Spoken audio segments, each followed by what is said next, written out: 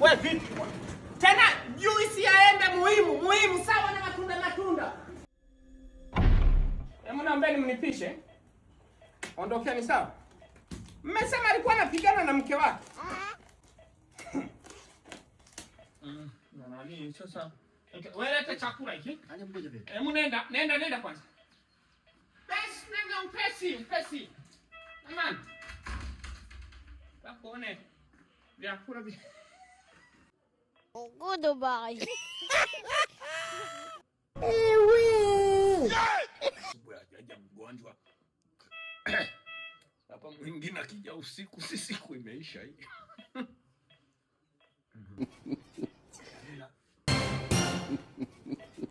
Mbona ingia udini bila hodi? Hiyo juisi vipi? Sasa watu wasimngonjee juisi sasa mtu. Alua kitu ambacho kina sumu. Inabidi nionje mimi kama kunituru kizuru mimi. Uongo. Hiyo ni uongo bwana. Wewe nani? Wewe. Hivi unakuja na suruali hivi? Ndugu yangu bwana. Suruali imechanika hivi daktari. Nikienda kumwambia kweli bosi aone kwamba na daktari wa hivi. Kwamba unanipa rushwa ukifikiri rushwa ndo nini? Kwamba nisiende kumwambia bosi. Mimi na makosa sina makosa. Una makosa. Sasa na makosa sina makosa wana? Una makosa. Goodbye. Mambo kusema kuweka midomoni ni mambo ya kike. Nina kosa gani mimi bwana? Suruali hii ina shida gani? Si mavazi tu kama mavazi. Yaani sasa ndugu yangu nikienda kumwambia bosi.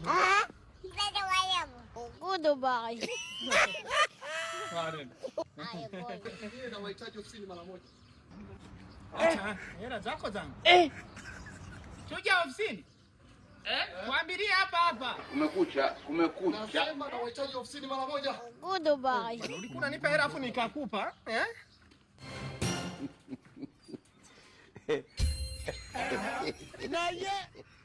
Umeitika wito bosi. Nimeona kila kitu kwenye kamera.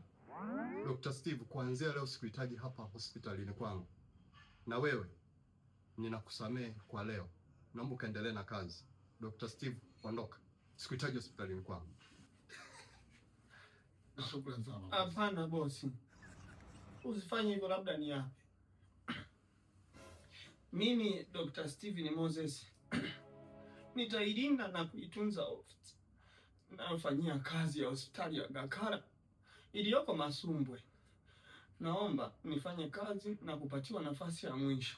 Sitaipoteza na sitaidharau tena kazi yangu ya udokta wa hapa hospitali ya Gakara Hospital. Naomba nipatie nafasi ya mwisho. Sikuhitaji tena hospitalini kwangu, naomba uondoke. Goodbye.